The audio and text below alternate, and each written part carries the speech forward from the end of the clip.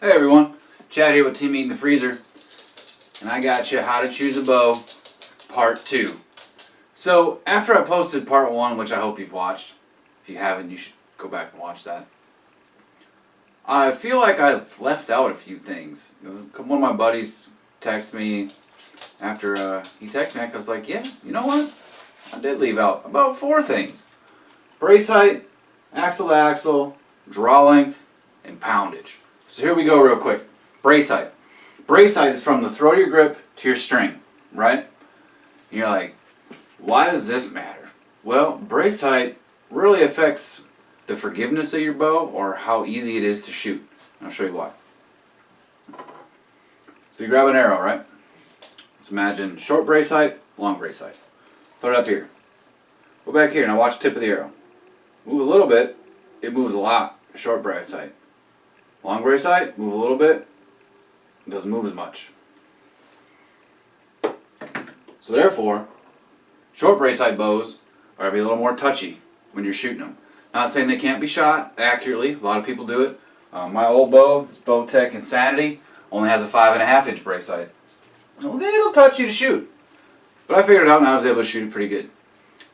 So for a new archer, don't go under 6. Just don't do it.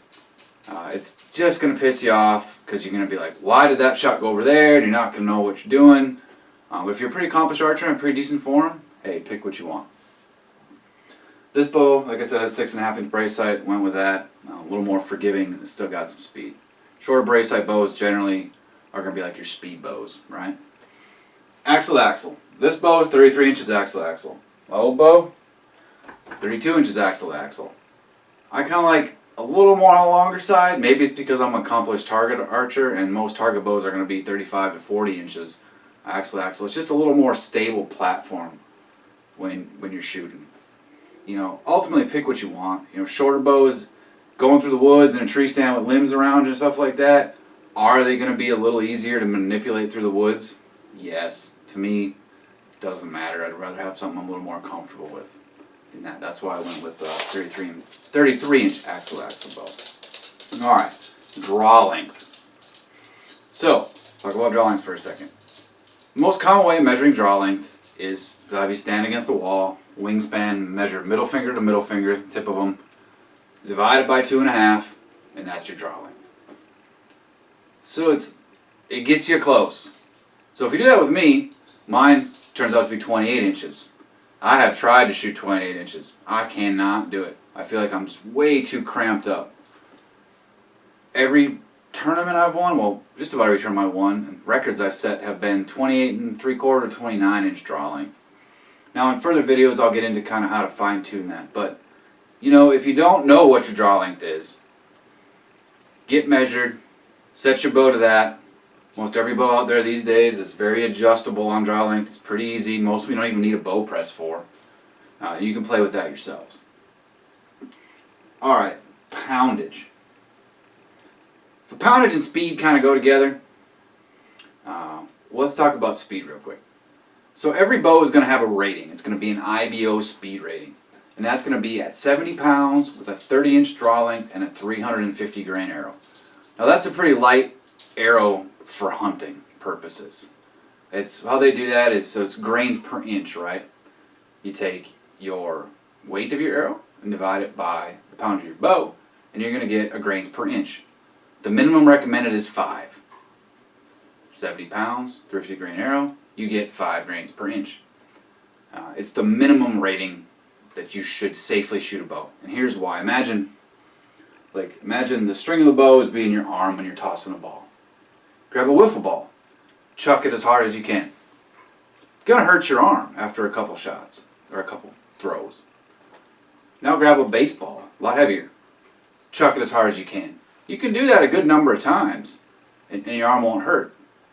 Think of that as the same thing as the string propelling your arrow. Light arrow, more stress on the string, on the bow itself is going to be louder. Heavier arrow is not going to be as loud, not putting much stress on it. And a heavier arrow hits a little harder too with kinetic energy. We'll talk about that when we talk about selecting your arrow.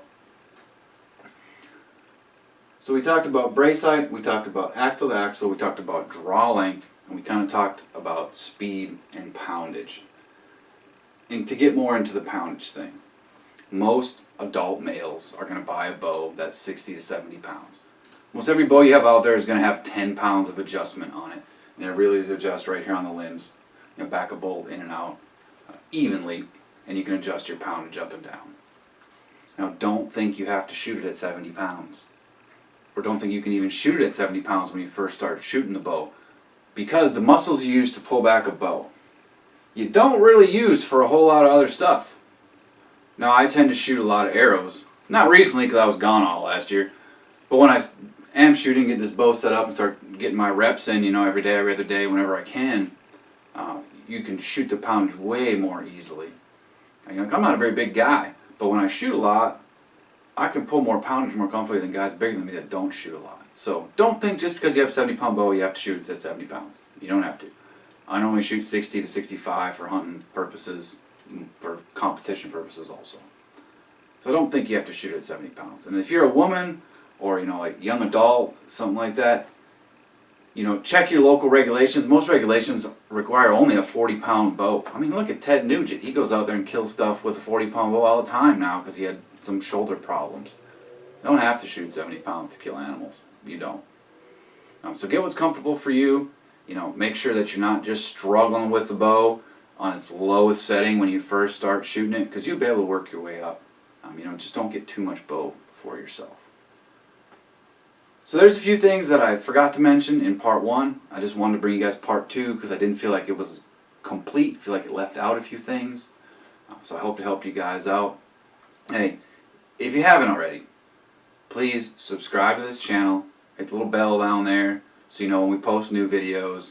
Check us out on Facebook and Instagram. And hey, take a kid in the outdoors. Take a disabled vet in the outdoors. Heck, take anybody in the outdoors. Just get people out there in God's creation. Stay tuned with us. We'll bring you more of this bow setup because I want to get the bow set up so once the range opens after this COVID-19 crap, I can shoot farther than 15 yards in my backyard. Catch you later.